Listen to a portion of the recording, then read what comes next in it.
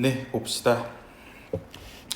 네, 오늘은 이제 5주석의 미완성의 걸작과 유자소전 다 마무리해서 1학기 기말고사 개념 시험범위 다 마무리할 거고요. 네, 그래서 한번 천천히 볼 텐데 네, 그렇게 남은 내용이 그렇게 크게 어렵진 않습니다.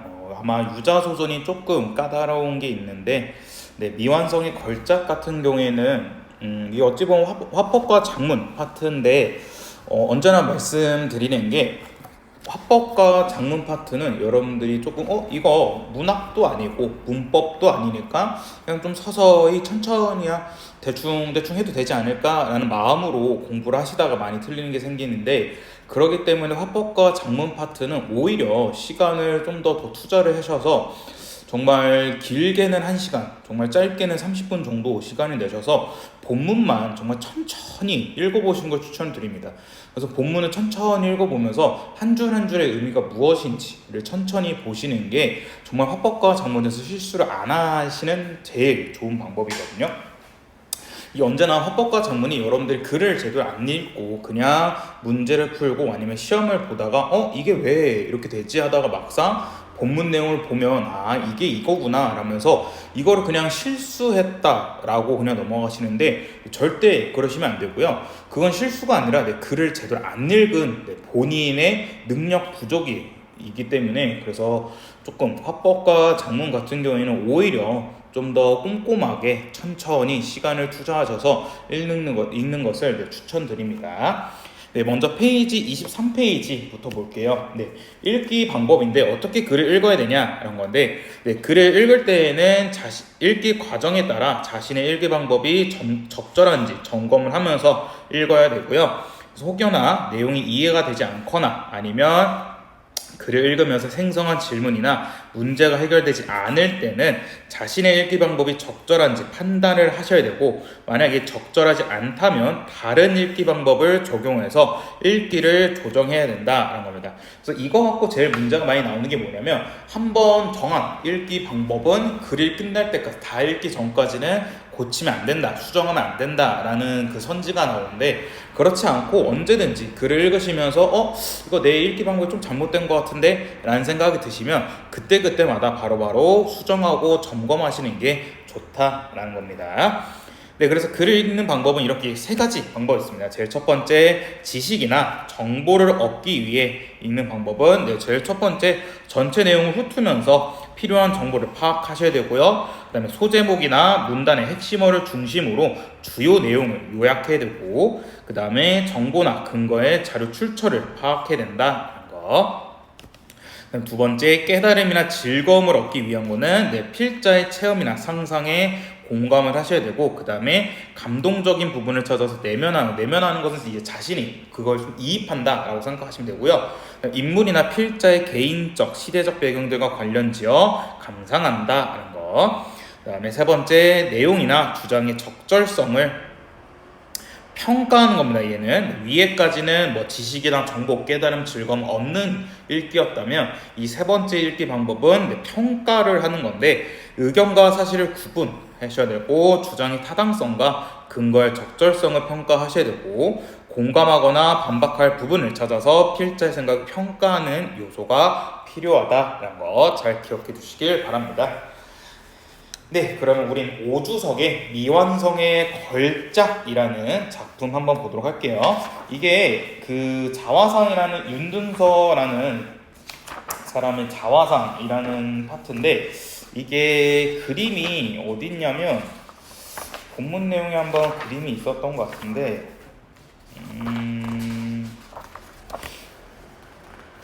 빠졌나? 아마 잠깐만요. 이거 한번 검색해보면 나올 텐데, 이걸 한번 보시면 좀 무서워요. 이게 제가 기억나는 것도, 제가 이제 어렸을 때 전설의 고향이라 해가지고 좀 이제 무서운 이야기를 다룬 그 에피소드나 이런 걸 이야기를 보거나 하면 꼭 이런 그림이 한 번씩 등장했거든요. 그러니까 이게 좀 무서워요. 왜냐면 보시면 몸이 제대로 없고요. 그다음 자세히 보면 귀도 없습니다. 그러니까 좀 이상합니다. 그러니까 우리가 일반적으로 알고 있는 조금 이런 선비들의, 그러니까 양반들의 자화상 같은 건 좀 인자한 느낌을 주는 건데, 그러니까 예를 들면 이런 거겠죠. 그러니까 뭐 대표적인 게 율곡 2의 그림을 보시더라도 자화상을 보시더라도 좀 되게 뭐 집에 있는 그림이나 아니면 이런 그림 보더라도 되게 좀 인자해 보입니다. 인자해 보이는데 윤둔서의 자화상 같은 게 좀 되게 무서운 느낌을 주는 건데, 그래서 이게 오주석 이 작가는 좀 뭔가 이거에 이상하다라는 겁니다. 이게 옛날 그림치고는 너무 자화상치고는 귀도 없고, 그다음 무엇보다 이게 윤둔서 본인이 맞는지, 왜 이렇게 좀 무섭게 그렸는지, 왜 우리는 이렇게 무서움을 느끼는지 관련된 거 체크하시면 될 것 같습니다. 네. 3번 본문 내용 보시기 전에 24페이지 한번 보시면, 미왕성의 걸작이란 것은 윤둔서 자화상에 대한 비평문입니다. 그래서 작품에 대한 객관적인 정보를 다루면서 주관적인 평가도 같이 제시되어 있다라는 거 체크하시면 될 것 같고요. 그 다음에 이러한 미왕성의 걸작의 특징을 보시면, 제일 첫 번째, 대상에 대한 논리적 분석과 해석의 과정을 통해서 글을 전개하고 있고, 무엇보다 그 대상을 되게 세밀하게 하나하나 다 아주 자세히 묘사해주고 있고요. 그다음 무엇보다 의문을 제기합니다. 첫 번째 의문이 이게 본인이 맞는지, 그다음 두 번째 의문이 왜 이렇게 그림을 그렸는지, 그다음 이게 완성작이 아니라 미완성이 아닐까라는 의문을 이렇게 제기하고요. 그래서 이를 해결해 나가는 추론적 기법을 활용하고 있고, 무엇보다 독자에게 직접 말하는 듯한 이야기하는 듯한 문체를 사용해서 조금 친근감을 줍니다. 그래서 이걸 체크하시면 될 것 같고요. 그 다음 밑에 갈래탐구의 비평문이라는 게 무엇이냐 라는 건데, 비평문은 예술작품을 해석하고 평가하는 글이다. 그래서 주관적인 감성과 심미적인 체험에서 출발하지만 보다 설득력 있는 해석과 평가에 도달할 수 있어야 한다. 그 다음에 작품을 이해하는 데 도움을 줄 수 있는 글이다 라는 거 체크하실 수 있겠습니다.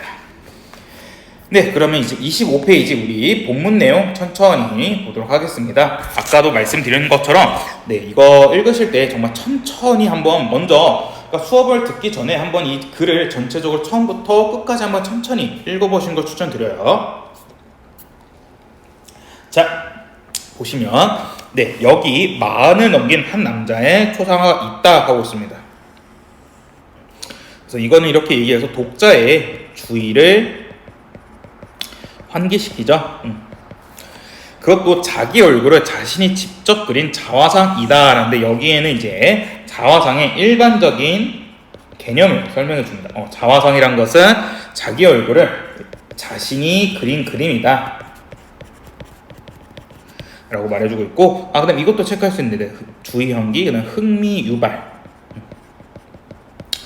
그래서 어떤 이언문인지는 나중에 살펴보겠지만 공제 윤둔서이다 라는 식으로 지금 여기서도 또 이것도 흥미 유발해주고 있다 생각할 수 있어요.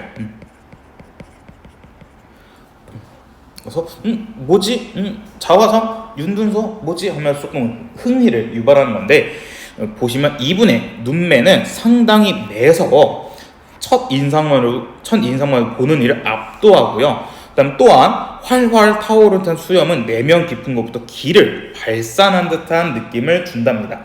그래서 그렇게 작품을 계속 보고 있으면 점차 으스스한 느낌을 들고요. 결국은 어느 순간 섬뜩한 공포감에 사로잡히기도 한다라는 식으로 지금 자화상에 대한 첫 인상을 보여주고 있습니다.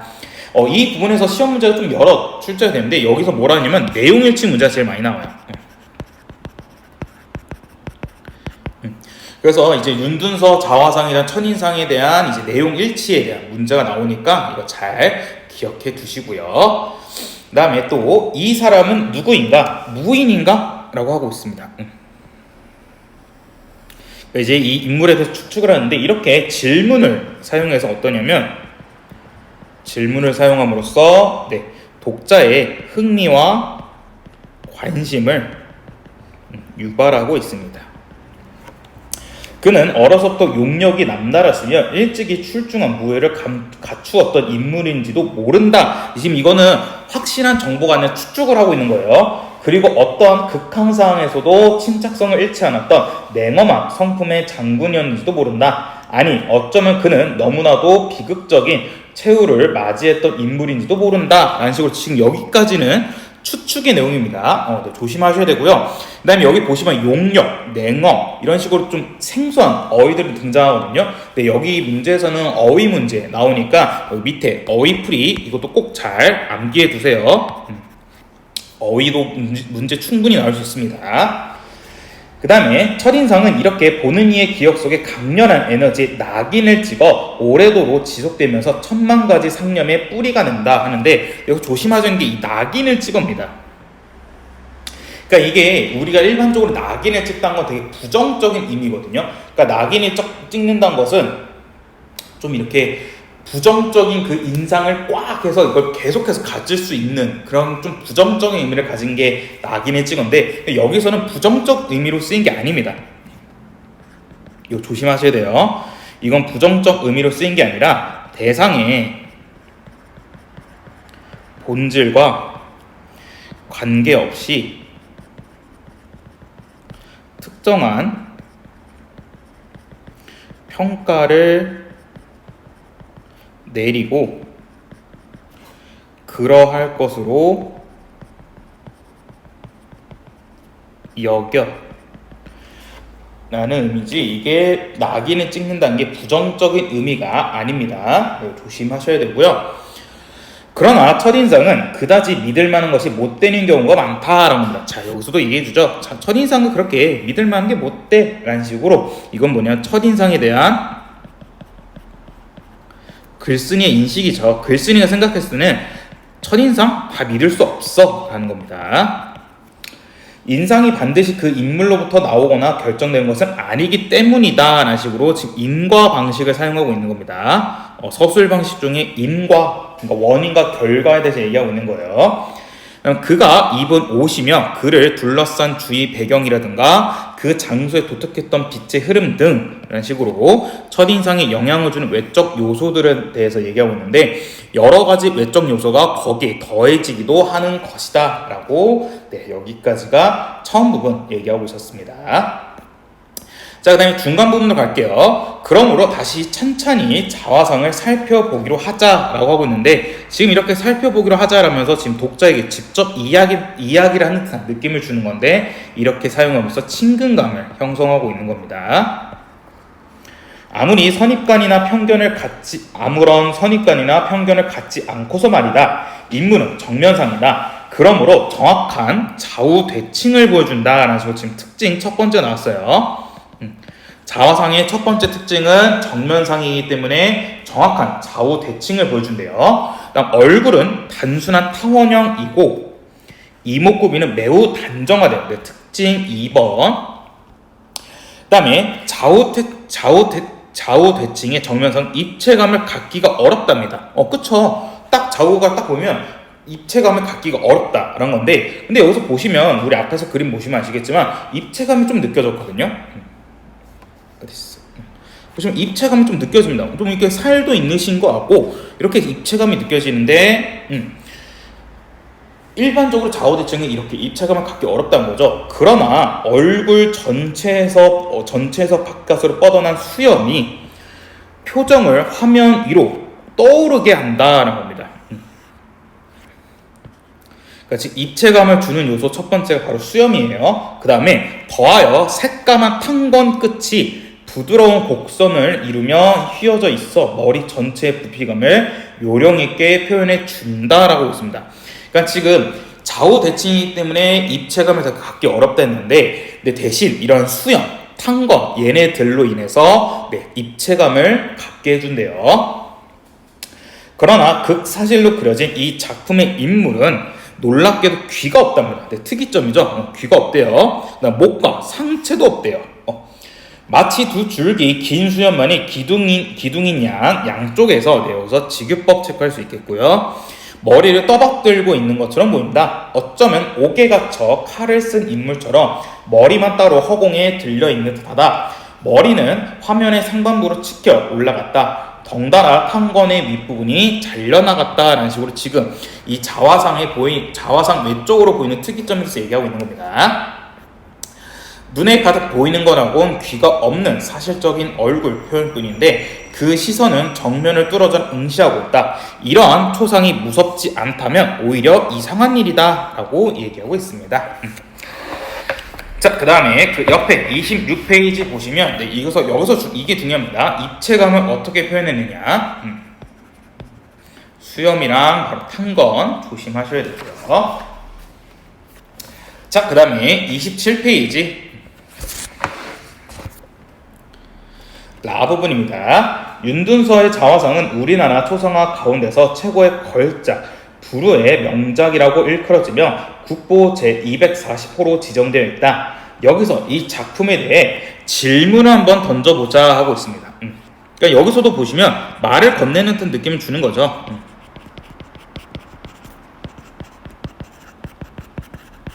그러니까 독자에게 직접 이야기를 하는 듯한 느낌을 주는 겁니다. 도대체 작품 속의 인물이 윤둔서라는 사실을 누가 어떻게 확인했는가? 화면상의 이분이 누구인지 알려주는 글씨가 한 글자도 없다라는 겁니다. 그러니까 의문점이 뭐냐면 이게 과연 정말 윤둔서가 맞냐라는 식으로 지금 첫 번째 의문이 나왔습니다. 윤둔서에게는 아들 윤덕희, 손자 윤용 등 그림을 잘 그렸던 자손들이 있다. 한번 지금 윤둔서에 대한 가계, 그러니까 인물의 집안의 내력 혹은 가계에 대해서 얘기를 해주죠. 만약 현 작품이 다만 후손들의 입을 통해서만, 그러니까 이건 뭐냐면 정확하지 않다는 거죠. 확실하지 않다는 겁니다. 확실하지 않은 상태에서 공제, 그러니까 윤둔서의 초상이라고 전해져만 왔다면 혹시라도 무정한 세월의 흐름 속에 본의 아니게 잘못 전해전인 걸 수도 있다는 겁니다. 그러니까 이게 확실하게 윤둔서의 자화상이다라고 딱 뭔가 증명된 게 아니라 그냥 후손들의 입으로만, 그러니까 정확하지 않은 그 정보로만 인해서 그냥 입에서 입으로 계속 전달만 됐다면 이거는 잘못된 정보일 수도 있다라고 얘기하는 겁니다.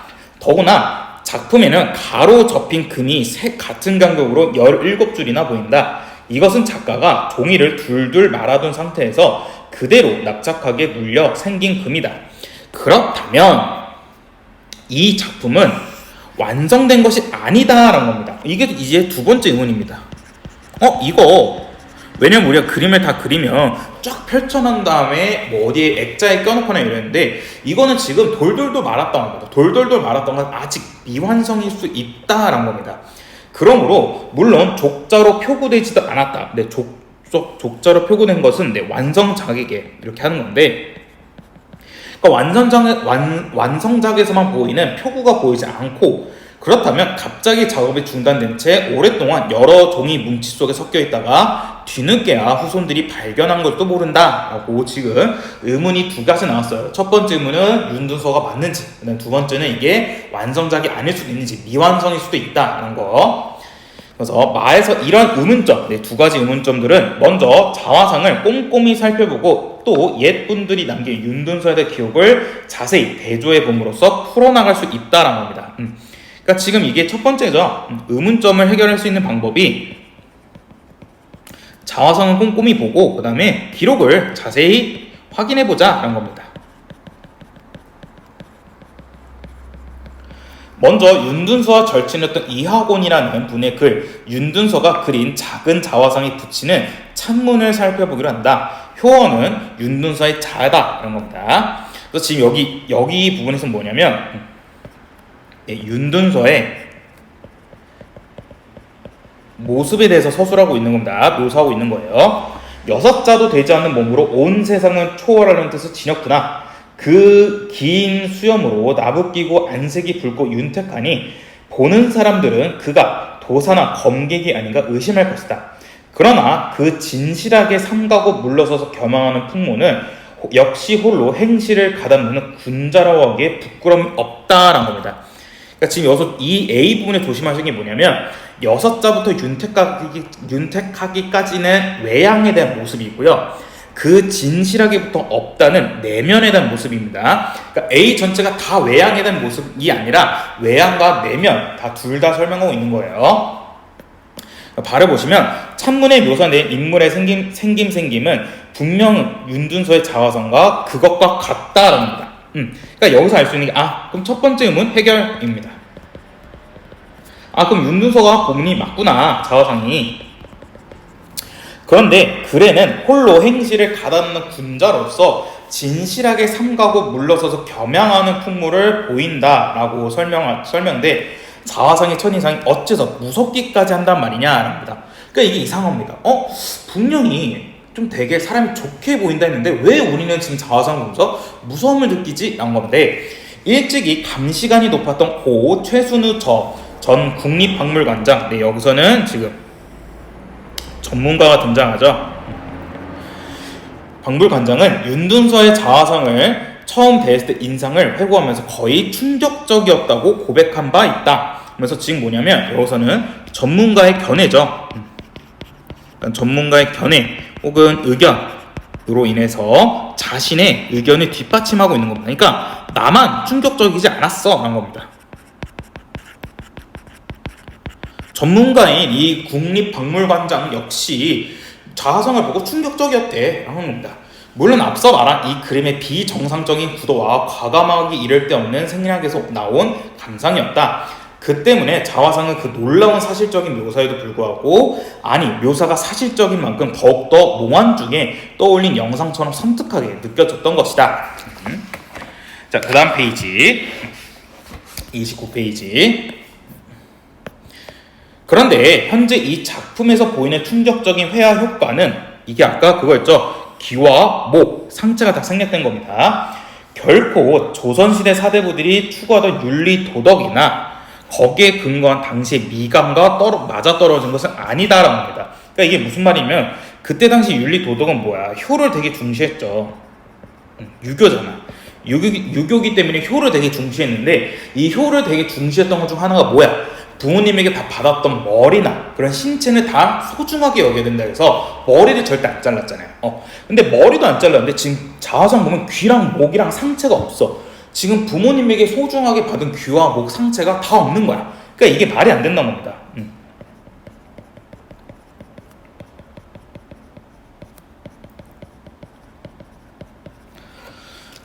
그래서 공자의 효경의 첫머리에서 여기서 쌍턴프스를 인용하죠. 신체는 털업과 피부까지 다 부모님으로부터 받은 것이니 감히 다치고 상하게 할 수 없다. 이것이 효도의 시작이다. 그리고 몸을 세워 도를 행하여 후세까지 이름을 드날림으로써 부모님을 드러나게 할 것이니 이것이 효도의 마지막이니라 하였다. 그러므로 귀를 떼고 신체를 생략한 그림을 그린다는 것은 도저히 사대부가 할 수 있는 일이 아니다라는 겁니다. 그러니까 이거 말이 안 돼 하는 겁니다. 앞에서 자화상의 현상이 작가가 의도한 결과물이 아니라 우연히 작업이 중단되었기 때문에 나타난 것이라고 추측한 까닭이 바로 이것 때문이다 라는 겁니다. 그러니까 내가 왜 이걸 미완성이라 했냐면 이런 이유지 않을까라고 지금 얘기를 한 거예요. 그 다음에 아로 가시면 그런 의심, 그러니까 이게 미완성일 수도 있다라는 그런 의심은 품고 있던 1995년 가을 국립박물관에서 개최 예정인 단원 비몽도전을 준비하면서 백방으로 관련 자료를 찾던 바쁜 와중에 뜻밖에도 58년 전 윤둔서 자화상의 옛사진을 발견하게 되었다라는 겁니다. 이거 보시면 뒤에 내용 보시면 아시겠지만 이걸로 인해서 의문을 해소하게 됩니다. 그래서 의문을 해소하게 되는 계기가 나오고요. 그것은 1937년 조선사 편수에서 편집하고 조선총독부가 발행한 조선사료 진속이라는 책의 제3집 속에 들어있었다. 옛 사진 속의 윤둔서의 모습은 지금 작품과는 크게 달랐다. 그의 몸 부분은 선명하게 그려져 있던 것이다 라는 겁니다. 이게 뭐지? 하는 겁니다. 우리가 알고 있는 자화상은 지금 그렇게 그림이 없었는데 지금 이때 모습은 몸이 다 그려져 있답니다. 그 결과 현 상태에서 몸 없이 얼굴만 따로 떠있는 거의 충격적이라고 부를 만큼 지나치게 강하고 날카롭기만 한 자화상 속 윤둔서의 생김새가 원래는 훨씬 어지러 보이는 얼굴에 침착하고 단아한 분위기를 띠고 있었다는 사실을 알게 되었던 겁니다. 그러니까 이게 원래 윤둔서의 자화상 모습이란 겁니다. 그러니까 윤둔서는 원래 그렇게 무섭게 생긴 게 아니라 되게 어질고 침착하고 단아하게 보였대요. 그렇다. 네, 영탄법 느낌표 있으니까 이것이 바로 조선의 선비다. 조선 선비라면 어디까지나 원만하게 중용의 미감을 지켜나가야 그 학문인 성리학의 정신을 걸맞다. 윤둔서는 옛 사진 속에서 도포를 입고 있었다. 단정하게 여민 옷깃과 정돈된 옷주름선은 완만한 굴곡을 갖는 고르고 기품 있는 선으로 이루어졌다. 넓은 핏에 깨끗한 동정을 달아있으므로 딱딱한 동정과 부드러운 천 사이에는 살짝 주름이 잡혔다.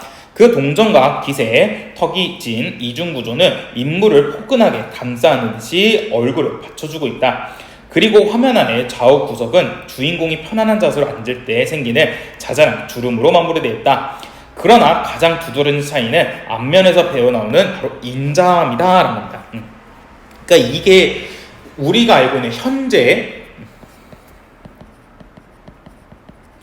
현재 자화상과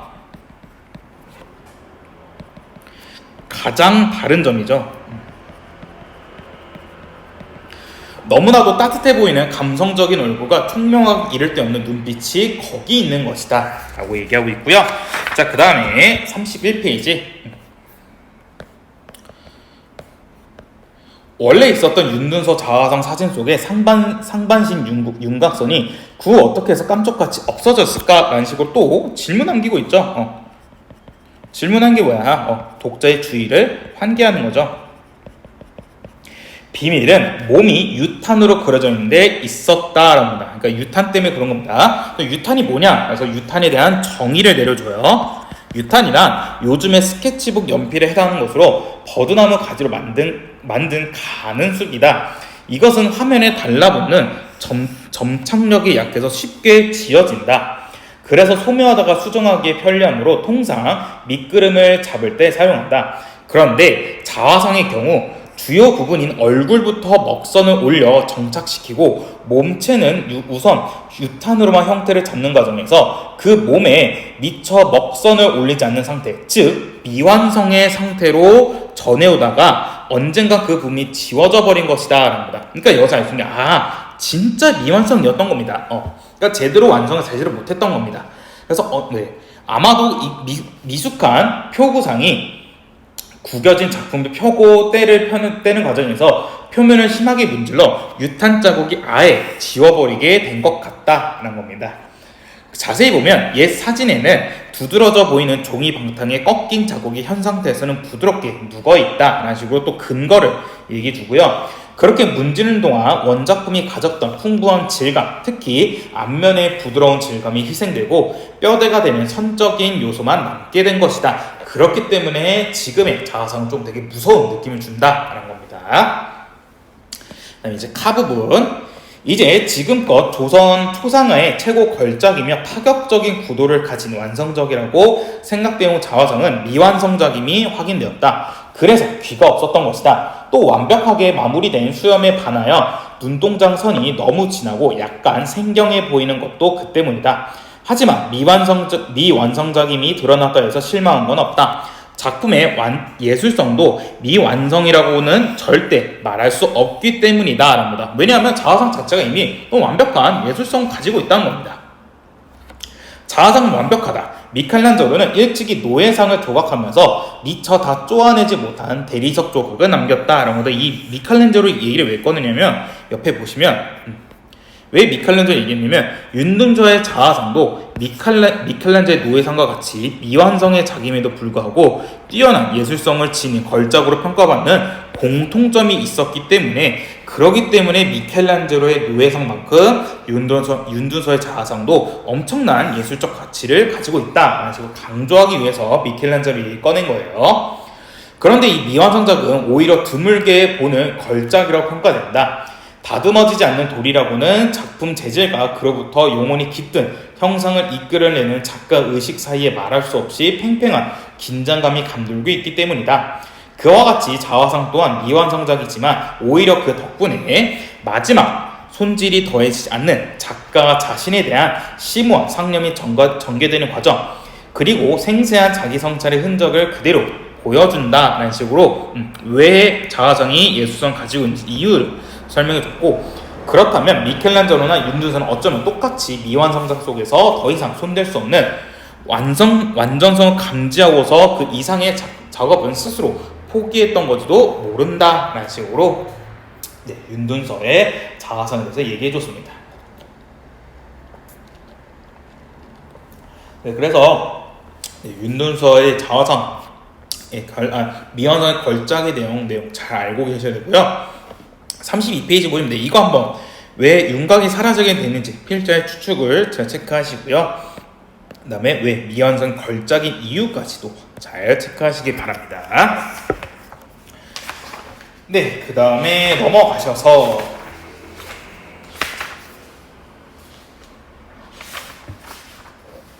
네, 페이지 39페이지 네, 유자소전 봅시다. 네, 유자소전 네, 39페이지에 이거 한번 볼게요. 알아두기 파트에서 한국 서사문학 관련된 내용인데 한국 서사문학은 신화, 전설, 민담 등 구비문학적 전통에 뿌리를 두고 있으며 한문으로 쓰인 다양한 기록문학에서 영향을 받기도 하였다. 이를 바탕으로 국문과 한문으로 창작된 고전소설과 판소리에서 발달된 판소리계 소설을 발전하였고 전통의 창조적 계승과 변형을 통해 근대의 신소설과 현대소설이 창작되었다. 인물과 서사 구조의 측면에서는 선악을 대표하는 대립적 인물들 간의 갈등 관계, 그 다음에 영웅의 일생을 중심으로 하는 서사 구조가 나타난다. 또한 대상을 악의 없는 웃음으로 그려내는 해악과 부정적인 현상과 인물 등을 희화화하여 비판하는 풍자가 서사문학의 전통적 특징이라고 할 수 있다라는 건데 이 얘기를 왜 하냐면 그 이문구의 유자소전이라는 현대소설이 이러한 특징을 다 어느 정도 계승했기 때문에 그래서 관련 내용을 얘기해 준 겁니다. 자, 40페이지 보시면 네, 유자소전입니다. 일단 이게 제목부터 보시면 일단 자부터 보시면 이 자를 언제 쓰냐면 보통 공자, 맹자 할 때 그 자를 쓰거든요. 근데 공자, 맹자 할 때 이 자를 쓰는 게 뭐냐면 다 예찬적 태도와 관련인 겁니다. 그러니까 어떤 사람을 예찬하기 위해서 그 자를 붙이는 건데, 그러니까 쉽게 말해서 본받을 만한 사람이란 거죠. 그러니까 지금 여기서 말하는 유자는 우리가 본받을 만한 사람이라고 얘기하는 겁니다. 그 다음에 이때 유에서 유자 전체가 뭐냐면 네, 유재필이라는 사람 말하는 건데 이 사람은 실존 인물이에요. 그러니까 보통 소설은 가상의 인물이 등장하는데 네, 유자소설은 실존 인물이 등장하고요. 그 다음에 이 전이란 건 뭐냐면 보통 전은 사람의 일생을 서술하는 건데 이건 보통 교훈을 전달해 줍니다. 그러니까 사람의 되게 교훈을 받을 만한 그 사람의 일생을 쫙 설명해 줌으로써 우리가 그 속에서 교훈을 얻는 건데 예를 들면 뭐 춘향전이나 심청전 이런 거죠. 심청전은 대표적으로 뭐야? 심청에 대한 일생을 쫙 서술하면서 심청에 대한 그 일생을 통해서 얻을 수 있는 교훈, 효 관련된 내용을 하는 거죠. 그다음에 이 여기서 소는 뭐냐면 소전이라서 이 소는 짝을 소인데 이게 간략히 줄였었다라는 겁니다. 그러니까 엄청나게 길게 자세히 쓴 게 아니라 정말 좀 요약해서 몇 가지를 썼다라는 겁니다. 그래서 유자소전이란 건 뭐냐면 유재필이라는 사람, 본받을 만한 사람인 유재필이라는 사람의 일생을 서술해서 독자에게 교훈을 전달해 주는 건데 그러니까 쉽게 말해서 이거겠죠. 독자에게 유재필의 삶을 본받기를 원했기 때문에 네, 이렇게 유자소전이라는 걸 쓴 거죠. 네, 그래서 밑에 보시면 네, 유자소전은 유자라고 불리는 유재필의 생애를 다룬 작품이다. 제목에서 소전이라고 하는 것을 알 수 있듯이 네, 전의 형식을 차용해서 인물을 제시했고 판소리계 소설 등에서 볼 수 있는 해악과 풍자가 등장하는데 네, 해악과 풍자가 등장하기 때문에 볼 수 있는 아름다움이 골개미 체크할 수 있겠고요. 이 작품을 통해 한국 서사문학의 전통을 이해하고 인간 중심의 사고방식을 사회 문화적 가치를 이해할 수 있다는 거.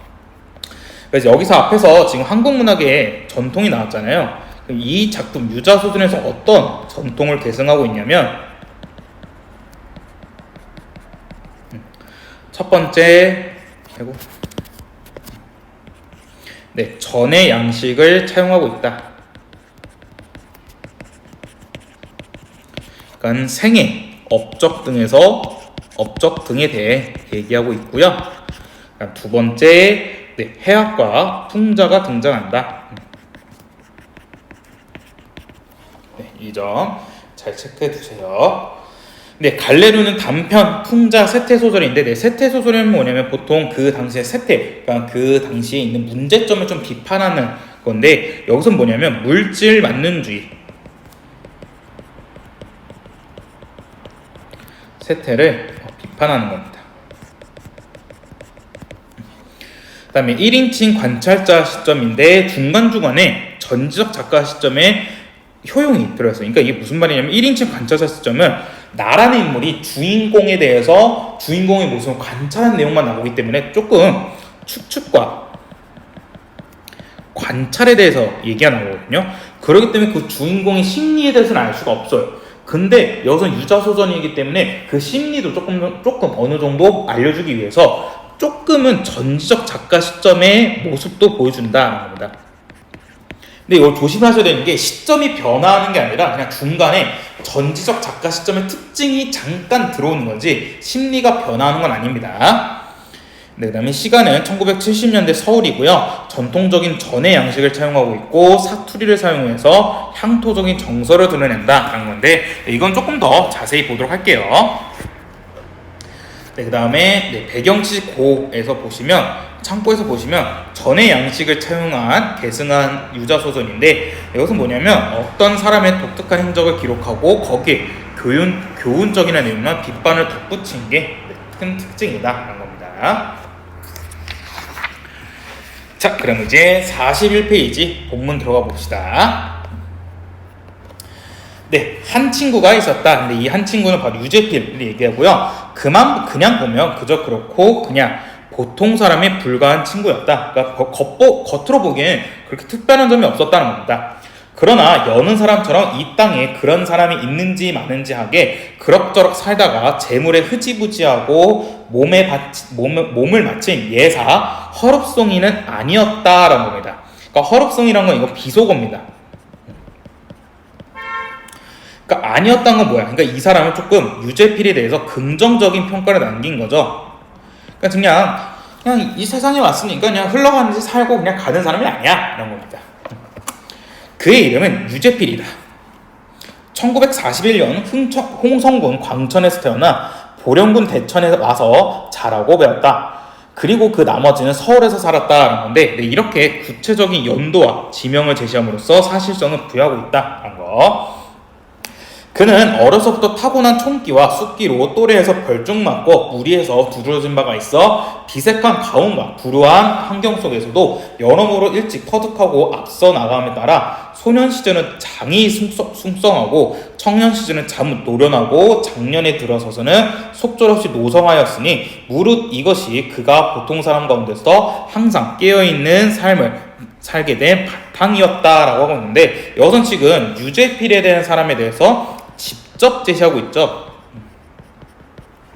그러니까 말하기 방식을 쓰고 있고 다른 물론 요약적 제시를 하고 있는 거죠. 근데 이렇게 직접 제시, 요약적 제시를 사용하면 사건의 전개 속도가 빠르겠죠.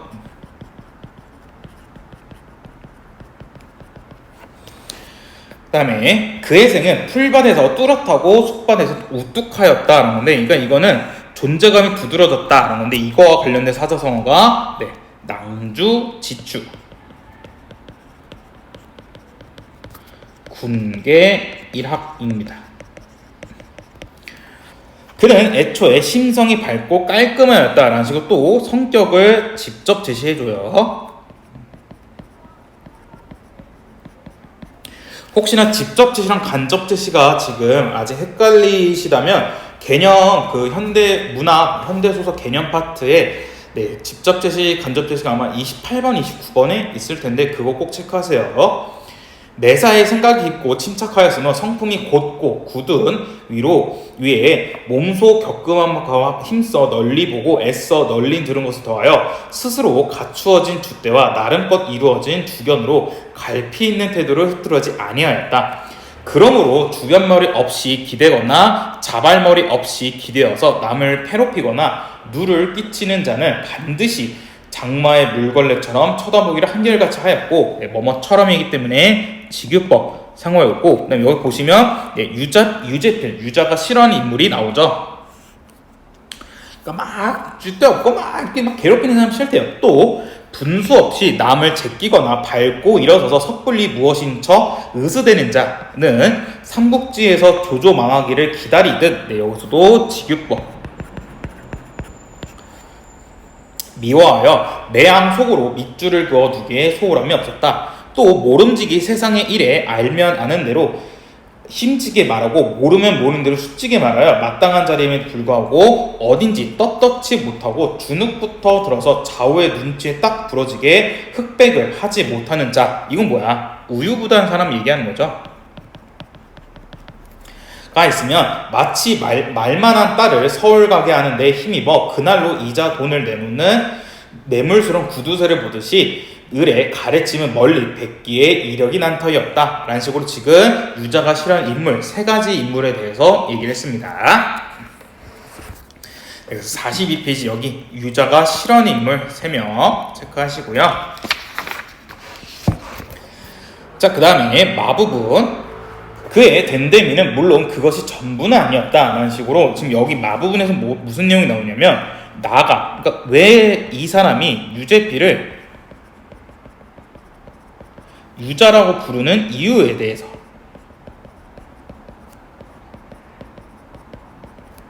얘기하는데 한두 가지가 아니라 여러 가지를 얘기하기 때문에 열거법 사용하고 있다 체크할 수 있습니다. 채치는 그윽하고 체온은 따뜻하며 체질이 묵중한 사내였다.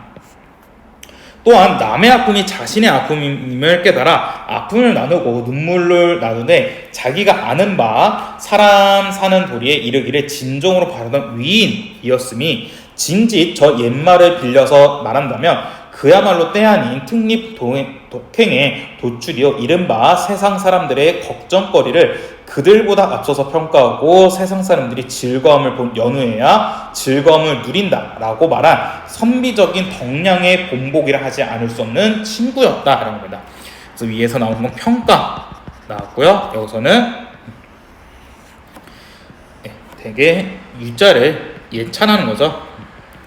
유재필 대단해 그런 겁니다.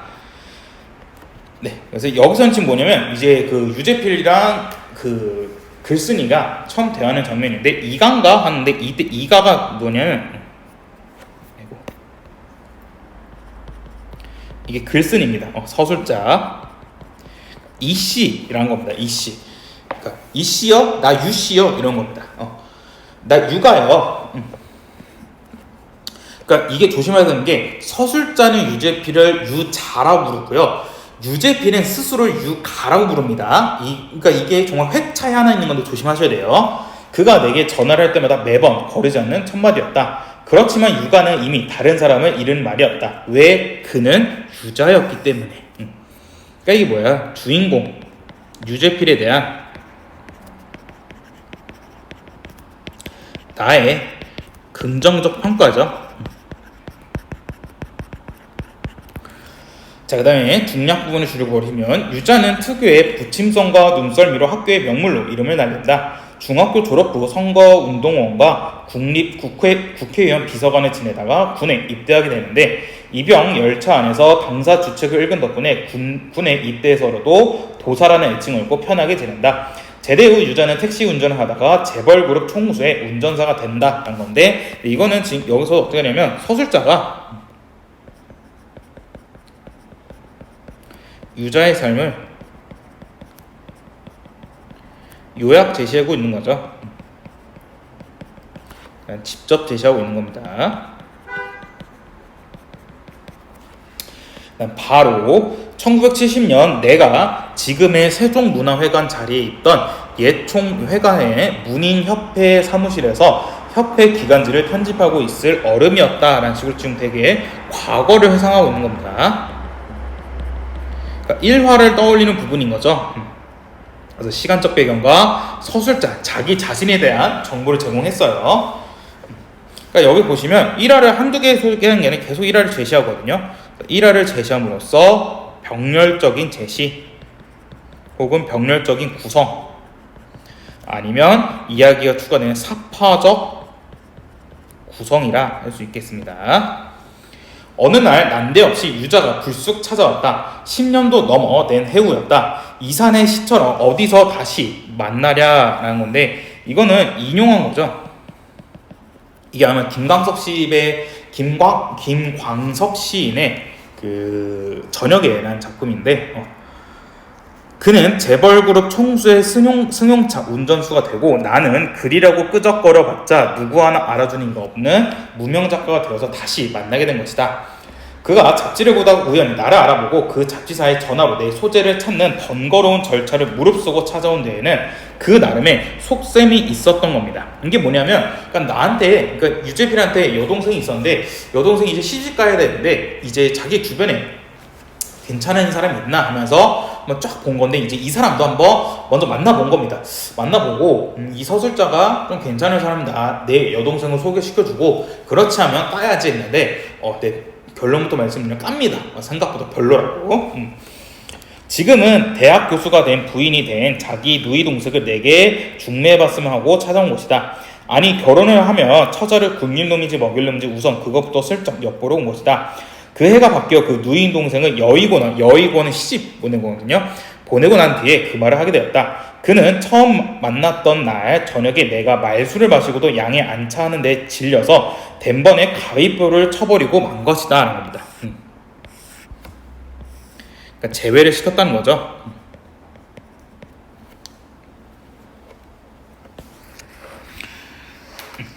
자, 그 다음에 옆에 44페이지 왜 유자로 부르는 이유 꼭 체크해 두시고요. 그 다음에 여기서 전의 형식이 나온다라는 거. 자, 그 다음에 45페이지 또 일화를 얘기해줍니다. 한 번은 1화 얘기하는데, 다 본 책이 있으면 달라고 하여 번역한 사기를 한 질 주었더니 그 후부터는 올 때마다 책탐을 드러내는 것이다.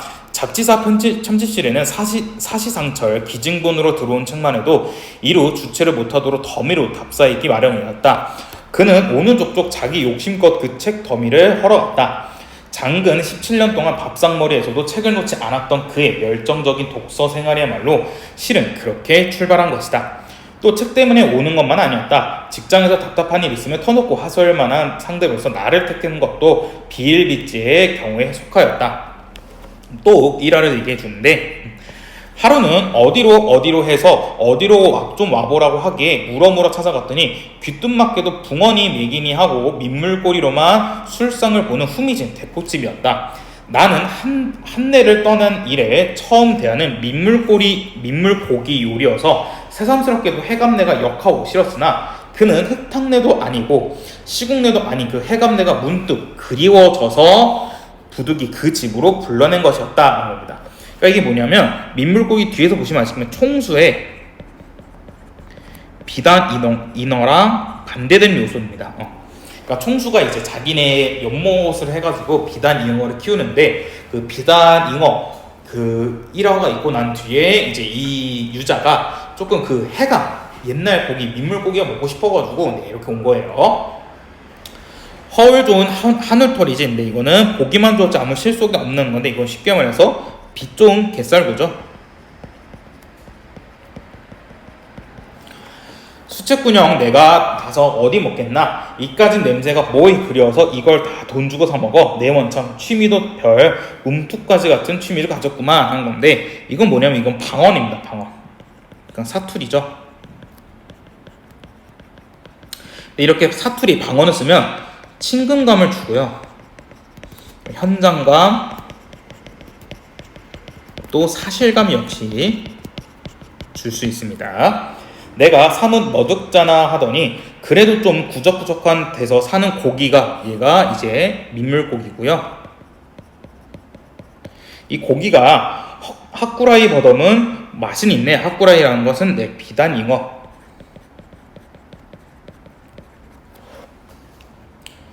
그러니까 하꾸라이는 뭐냐면 외래종이거든요. 그래서 외래종에 대한 얘기를 한 건데, 그러니까 우리 토종이 외래종보다 더 맛있다라는 식으로 외래종에 대한 반감을 보여줍니다.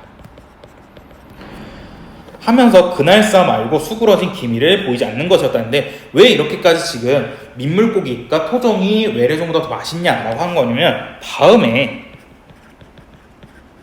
이어질 이야기를 하기 위해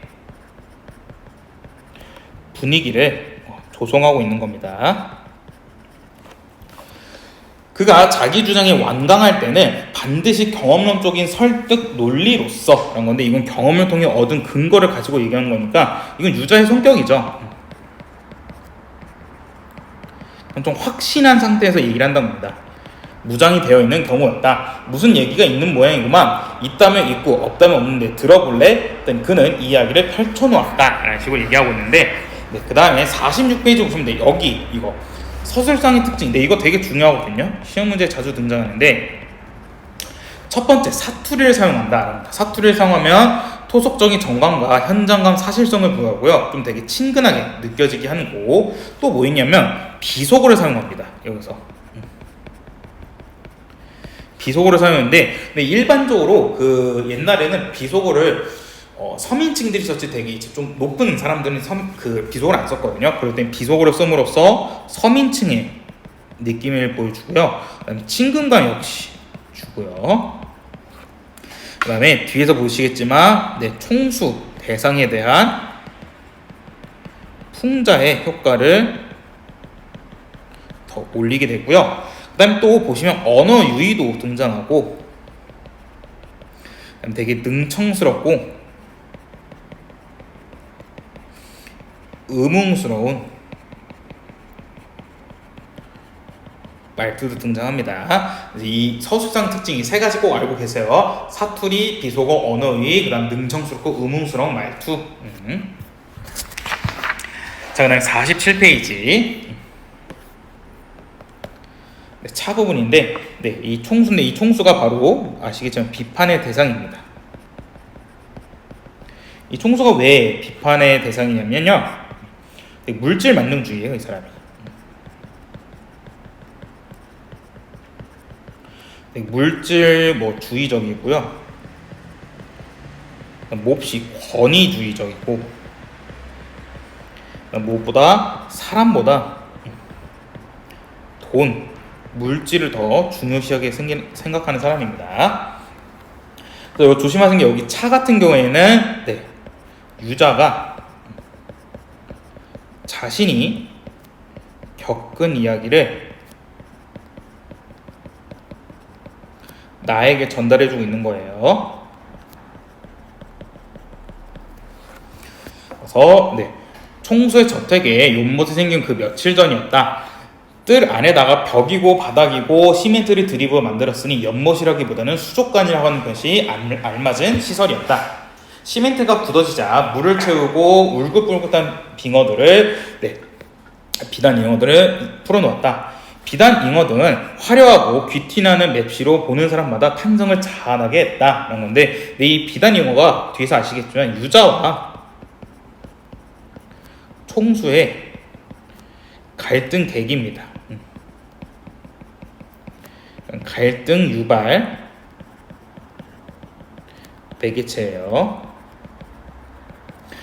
그는 처음부터 흙긴 옷으로 떴다라는 겁니다. 이때 그는 네, 유자인데, 그러니까 유자가 별로 이렇게 좋게 안 봤던 겁니다. 되게 태도를 간접 제시하고 있는 건데, 좀 부정적으로 봤다는 겁니다.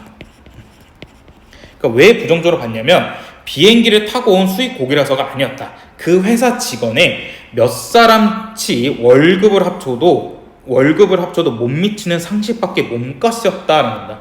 그러니까 완전 비상식적인 가격이었던 거죠. 아니, 저 비단 잉어 하나가 그렇게 비싼 그 사람들 월급치라고 그런 겁니다. 대강절 월매짜리 고기간디 그려 내가 물어본다. 마리당 80만 원씩 주고 왔대야. 그 회사 직원들의 봉급 수준을 모르기에 내 월급으로 계산해보니 자그마치 3년 4개월 동안에 봉투째로 쌓아야 겨우 한 마리 만절부가한 값이었다는 겁니다. 그러니까 엄청나게 비쌌던 거죠. 그러니까 지금으로 하면 일반적인 회사 직원들이 거의 200만 원인데 이제 한 달에 200만 원인데 그러니까 월 1년으로 하면 거의 2,400이죠. 2,400인데 일을 3년 동안 모아야 되니까 거의 7,200에다가 4개월치 그러니까 800, 그러니까 거의 8천만 원치인 겁니다. 엄청나게 비싼 거죠. 비단한 거. 웬 놈의 잉어가 사람보다 그렇게 비싸다냐. 내가 기가 막혀 두렁거렸더니 보통 것은 아니려면 그려 하는 건데 이거는 반어죠. 반어법 얘기하는 거고요. 베터넨 메덴또 이건 베토맨 얘기하는 이건 언어유희 쓰고 있는 거예요. 발음의 유사성으로. 메레나 틀어주면 그 가락대로 따라서 하고 차이코 풀고 싶어. 네, 이거는 차이콥스키. 라나 모라나를 들어주면 또 그 가락대로 따라서 하고 좌우간 곡을 틀어주는 대로 못 추는 춤이 없는 순전 딴따라 곡이는 이 딴따라한 것은 낮잡아 얘기하는 거기 때문에 비속어이고요. 물고기도 꼬랑지도 납잡아 얘기하기 때문에 비속어. 흔들어서 먹고 사는 물고기가 있다는 건 이번에 그 집에서 춤 봤구만 하면서 여기서는 비속어를 사용함으로써 그 물고기를 되게 우스꽝스럽게 표현하죠. 무엇보다 여기서는 지금 해악과 풍자가 잘 드러나고요. 그런데 이 비단 이용어들이 어제 새벽에 떼죽음을 한 겁니다. 자고 일어나 보니 죄다 허옇게 뒤집은 채로 떠 있는 것이었다. 총수가 실내화를 깬 발로 뛰어나왔지만 이거는 행동을 간접 제시하는 거죠. 그러니까 이게 뭐야? 그만큼 되게 급하게 나왔던 거죠. 아무 소용없는 일이었다. 어떻게 된 거야? 한동안 넋나간 듯이 서 있던 총수가 하고 많은 사람들 중에 하필이면 유자를 겨냥하여 물은 것이었다. 글쎄요, 아마도 밤새 곧불이 들었던 갭이네요. 근데 이거 되게 의문스럽게 얘기하는 겁니다. 그러니까 의문스러운 게 뭐냐면 되게 겉으로는 이렇게 하면서 되게 조금 모른 척하지만 속으로는 되게 그 사람 놀리려고 좀 그런 걸 보여준 겁니다. 유자는 불어 딴청을 피웠다. 뭐야? 물고기가 물에서 감기 들어 죽는 물고기도 봤어? 총수는 그가 마치 혐의자나 되는 것처럼 화풀이를 하는 듯이었다. 49페이지. 그는 비가상에서 그야 팔자가 사나서 이런 후지국의 시지와 살련이 있게 여와 가지로다 객고가 쌓여서 조시도 안 좋았을 테고 그런 디디가 무릅쓰고 지룻박이고 가락을 트는 데다가 디립다 추워댔으니까 과로해서 몸살기도 있었을 테고 본래 받들어서 키우는 새끼들일수록 다다 탈이 많은 법에 있겠니요 하면서 지금 여기서는 비단이 영어를 희화화하네요. 사투리가 많아서 유난히 발음이 꼬이네요. 계속 이렇게 비꼬는 말투로 총수의 허영심을 풍자하고 있는 겁니다. 그는 시멘트 독성을 충분히 우려내지 않고 고기를 넣은 것이 탈이었으니 하면서도 불어 배참으로 의문을 떨었다는 거예요. 그러니까 알고 있어요. 그러니까 시멘트 독성을 충분히 빼야 되는데 안 넣어서 그렇게 안 빼고 바로 물고기를 넣어주고 죽은 건데 이건 알면서도 일부러 총수가 마음에 안 들어서 이렇게 얘기를 한 겁니다. 하는 말마다 저 말 같지도 않은 소리 시끄러 이 사람아 하는 건데 이 이유는 뭐야? 유자가 비꼬는 것을 아는 겁니다. 비꼬는 것을 알고 있기 때문에 조용히 하는 거고요. 총수는 말 가운데 어디가 어떻게 듣기 싫었는지 자기 성질을 못 이기며 돌아섰다. 그는 총수가 그랬다고 속상할 만큼 속이 웅색한 편이 아니었다. 라는 식으로 지금 유자의 성격을 직접 제시하고 있고요. 그렇지만 오늘 아침에 들은 말만은 쉽사리 삭힐 수가 없었다라는 겁니다. 그러니까 여기서 보면 전지적 작가 시점에 특징이 보이는 겁니다. 그러니까 속마음, 심리가 드러나 있어요. 그러니까 이거는 지금 나라는 인물에서 얘기를 하고 있기 때문에 나라는 인물이 서술자하고 있기 때문에 유자의 속마음을 자세히 알 수 없거든요. 근데 대신 유자의 속마음이 쉽사리 삭힐 수가 없었다라고 자세히 나와 있거든요. 그렇기 때문에 여기서 전지적 작가 시점의 특징이 보이는 겁니다. 조심하셔야 하는 게 아까도 말씀드렸던 것처럼 이거는 전지적 작가 시점으로 시점이 바뀐 게 아니라 시점의 특징만 보여주는 거예요. 총수는 오늘도 연못이 텅 빈 것이 못내 아쉬운지 식전마다 하던 정원 상책도 그만두고 연못가문으로 맴돌더니 유기사 어제 그 물고기는 다 어떻겠나 그런 건데 아쉬움을 보여주는 거죠. 아쉬움도 간접 제시해서 보여주고 있는 거고요. 또 그를 지명하여 묻는 것이었다. 그는 아무렇지 않게 대답하였다. 한 마리가 황소 너댓 마리 값이나 나간다는데 아까워서 그냥 내 던지기는 거시기하고 비싼 고기는 맛도 괜찮겠다 싶기도 하고 게 비늘을 대강 긁어서 된장기 좀 하고 고추장도 좀 풀고 마늘도 서너 통 다져놓고 멀국도 좀 있게 지져서 한 곱불씩 했지유. 멋이 어쩌고 어째? 왜유? 이런 잔인부도한 것들 같으니 총수는 분기탱천하여 붙저지를 못하였다. 보아하니 아는 문자는 다 동원하여 호통을 쳤으면 하나 혈압을 생각하여 참는 눈치였다. 달리 처리할 방법도 없잖아요 하는 거고요. 총수의 성과를 덧드리려고 한 말은 아니었다. 그가 할 수 있는 것이 그 방법 말고는 없었기 때문에 그렇게 뒷동을 가는 것이었다. 총수는 우악스럽고 무식하기 짝이 없는 아래 것들하고 따닥부터 해봤자 공연히 위신이나 흠이 가고 득될 것이 없다고 판단했는지 숨결이 웬만큼 고루 잡힌 어조로 그 불쌍한 것들을 저쪽 잔디밭에서 고이 묻어주지 않고 그래 그걸 술안주에서 처먹어버려 에이 피도 눈물도 없는 독종들 하고 혼잣말처럼 중얼거려서 들어가 버린 것이었다 한 겁니다. 자, 그 다음에 이제 다시 이제 현재로 온 거예요. 여기 이제 만나고 있는 모습으로 온 거고요. 그리 지져 먹어보니 맛이 어떻죠? 내가 물은 맛이었다. 어떻기는 뭐가 어때요? 살이라고 허벌허벌하는 것이 별맛도 없다 보면 하고 그는 말을 이었다. 내가 독종이며 저는 말종인데 좌우지가 맞대거리 없는 서양 물고기 한 사발에 국선요거 2사발에 먹어놨더니 지금 하고 해감대가 나더라도 이런 붕어, 지짐이 생각이 절로 나길래 얘까장 나오라고 했던겨. 총수는 그 뒤로 그를 비롯하여 비단 잉어를 나눠 먹었을까 대문 경비원이며 보일러서 화부며 자녀들 등 학교용 승용차 운전수며 자택에서 근무하는 종업원들에게 조석으로 눈을 흘기면서도 비단 잉어 회식 사건의 빌미로 인사 이동을 단행할 의향까지는 없는 것 같았다. 그는 하루바삐 총수의 승용차 운전석을 떠나고 싶었다. 남들은 그룹 소속 운전수들의 정상이나 다름없는 그 자리에 서로 못 앉아서 턱주가리가 떨어지게 올려다보곤 있었지만 그는 총수가 들거지만 그렇듯한 보잘것없는 위선자로 비치기 시작하자 그동안 그런 줄도 모르고 주야로 모셔온 나날들이 그렇게 욕스러울 수가 없었고 그런 위선자에게 그렇게 내인 몸으로 살 수밖에 없는 구차스러운 삶이 칙살 많고 가련하지 않을 수밖에 없었다 라는 식으로 마무리를 하고 있습니다. 그래서 여기까지가 유자소전 관련된 내용이고요. 그래서 한번 꼼꼼하게 읽어보시고 숙제는 이거 다 풀어오시면 됩니다. 그러니까 여기 이제 우리 시험 범위 다 나왔기 때문에 시험 범위 내용 이 개념 교재 88페이지죠. 여기까지 다 풀어오시면 될 것 같습니다. 고생하셨습니다.